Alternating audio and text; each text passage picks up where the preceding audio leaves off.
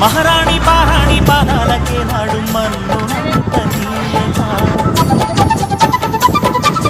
మహారాణి పారాణి పాదాలకే నాడు మన్నునంత నీయక నడిచేటి దారుల్లో నా గుండె పూబాట నడుచుకుంది మెత్తగా శాంతికే ఆలయం ఆమె నెమ్మది అనుడుకే అంకితం అయినది మది